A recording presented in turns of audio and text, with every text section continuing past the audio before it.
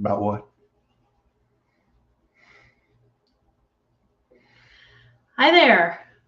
Welcome. I'm Michelle. I'm Jim, and we are a Teague of your own. Welcome to another Motivational Monday. Let's get motivated. Woohoo! Woohoo! All right. It's Monday. It is Monday. It's a beautiful day in the neighborhood. It is a beautiful day in the well. It's a cloudy day in the neighborhood, but it's kind of cold. It's cold. But if that's your definition of beautiful, then yes, it's a beautiful day in the neighborhood. It was in the 70s last week, and now it's not. Yeah, I know. It's 30s. Yes, and it looks like it's going to stay there for quite a while. So 30s and 40s, yeah. It's, mid-November. Mid-November. So this is what it's supposed to be. Yeah. So what are we talking about today? Bad bosses. Bad bosses, Bad man. bosses. When I say that phrase, bad boss, you already have a picture in your mind. Oh, yeah. They pop right into your head. They do. And that's because they're very memorable. Good bosses are memorable as well, but bad bosses are very memorable. All of us have worked for a bad boss. Yeah, I doubt that there's anybody that hasn't had at least one boss that they found to be thoroughly unacceptable. Oh my goodness. Yeah. So what is it that makes a boss so bad? Oh, there's any number of things.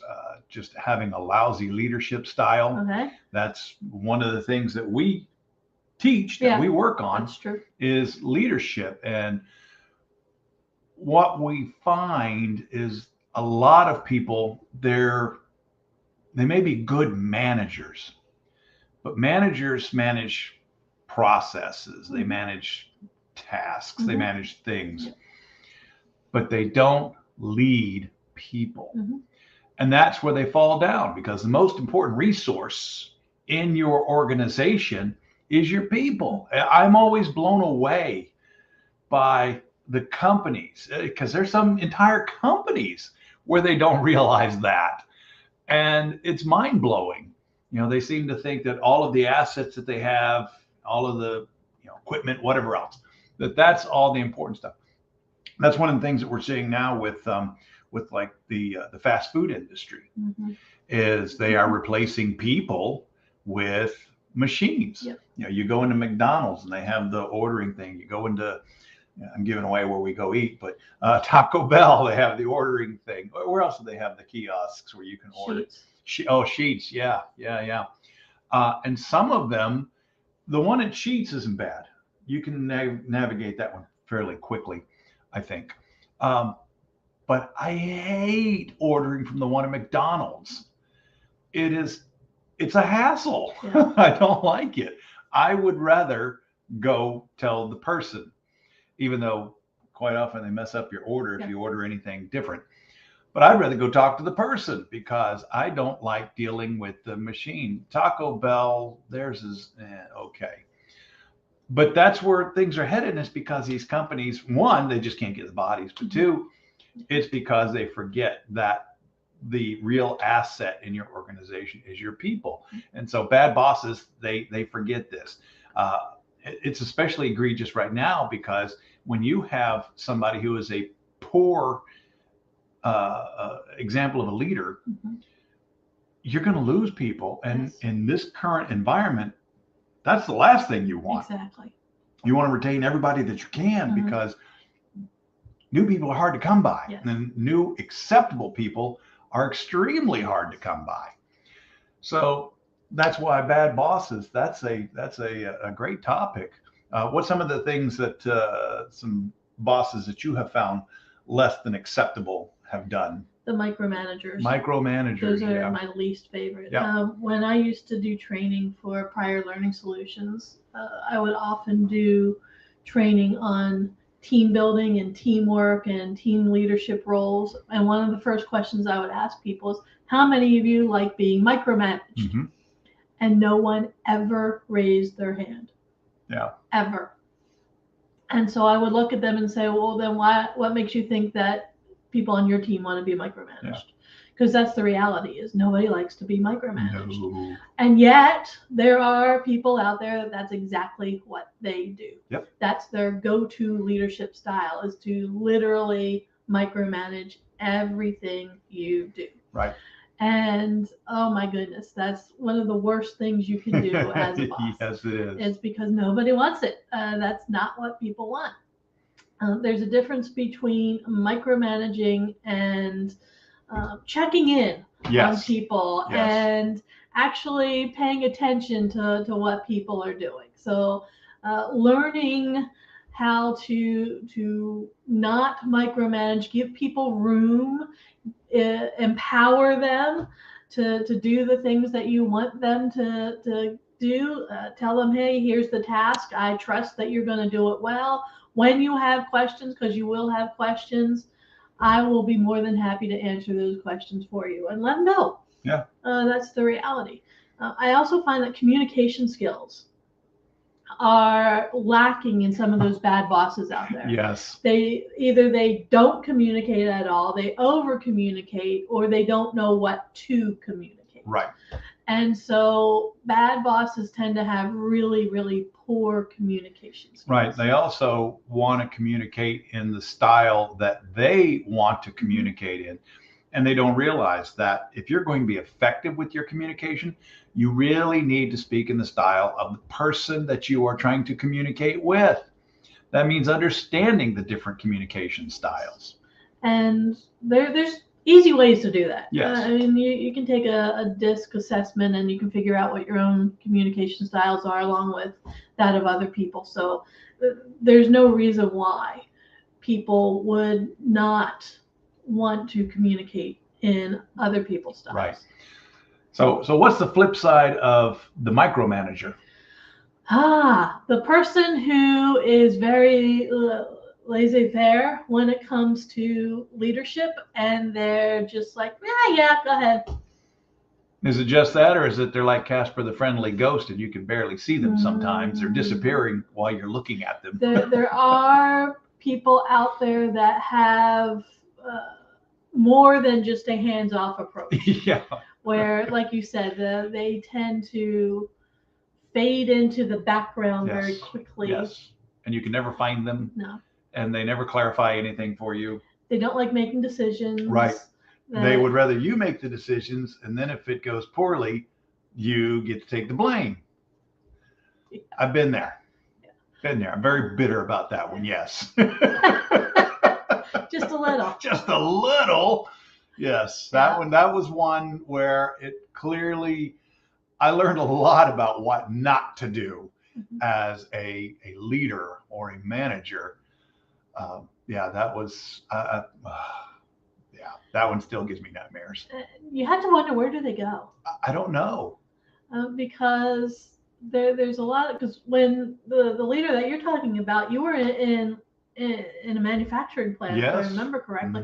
There's only so many places you can hide. So many places to hide. And so that part I don't understand. Yeah. In today's world, I understand when you can't get a hold of somebody. Because in today's world, there's a lot of places, a lot of organizations are virtual, are meeting virtually at this point. And so you have no earthly idea where some of the people are. Yeah, back then that was not the case. That wasn't the situation. I said, I don't know where he went, but he was gone most of the time. And trying to get clarification on anything was almost impossible. And it was because he wanted me to make the decisions. And that wasn't part of the, the training process or getting me ready to move to a higher position. It was because he didn't want to make decisions. And so he left it to me, and it was really sink or swim. It was a horrible way to lead. And there are still people out there that do that. I know. There are plenty of people out there who don't want the responsibility that comes with leadership roles. Right. And that's one of the characteristics of bad bosses, is that they want the title. Yes. They want the pay. Yes. They don't want the responsibilities. No. And so that's one of the things that you have to be aware of. And sometimes they have a fear of making decisions. I mean, in a lot of organizations, and this is one of the things that happens, is you have somebody who is a specialist. They're very, very good at their job, the best in their group, in their team. And so when the leadership position comes open, Who gets promoted? That person. Well, they may be very well suited to do what it is that they do, but they're not suited to being a leader. No. And they don't really want to be, outside of, like you said, the title and the pay. And so they don't know how to do it. Yeah. It's, again, it's not what they really wanted to do. They never intended for that to happen, but that's what organizations tend to do. And you get some organizations that they adhere to this, and they don't want to bring in outsiders to lead their team sometimes.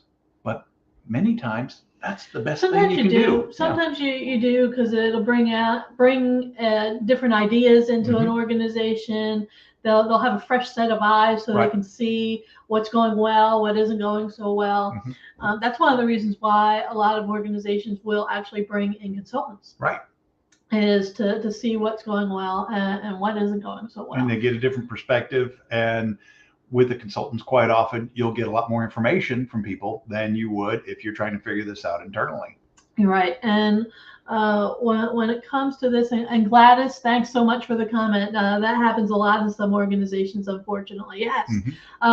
When it comes to a lot of what's going on within an organization, promoting from within is a great recruiting tool, because it helps you to hire people who are ambitious and want to grow. Right.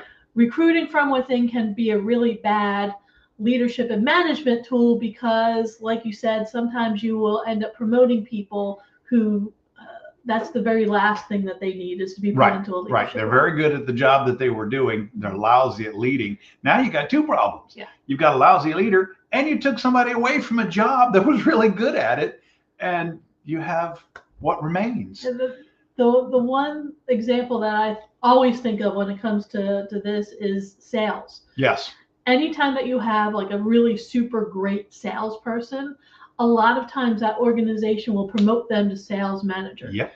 There's a huge problem with that, though. Yep. Generally, people who are in sales, they are out there, they are literally working in a vacuum. Yes. Because they're not necessarily working as a team. Right. They may have a team of salespeople, but generally they're kind of working against each other. They're not necessarily working directly with each other. Right.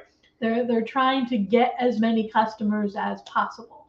And for many different organizations, that means that they're trying to undercut their fellow employees. It depends. I mean, if you're assigned a specific territory, that shouldn't be happening. But, every company that I've ever worked with where I've been in sales, I had a specific territory. Everybody else had a specific territory. And the only time that you would cross boundaries is if you had a client, say it was a bigger company, and they had multiple locations. Then we had to work together to get the contracts. But otherwise, you were on. But that's the whole thing, is you're on your own. You're on your own. You're out there with, at least with the type of sales that I was doing.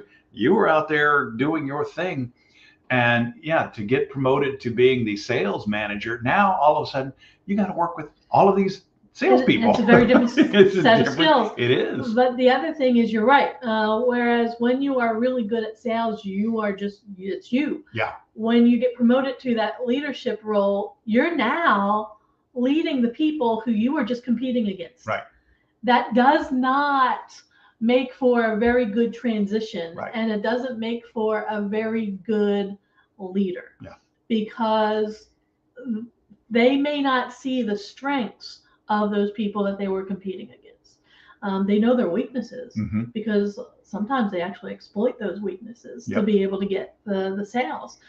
But a lot of people, when they get promoted from that salesperson into that sales manager role, they're lost. They don't really know what to do, because what they did, what got them there, won't keep them there. Right. The skills that they had that they were truly good at won't make them a good leader. Right. And that's one of the things that you have to take a look at when you are promoting from within.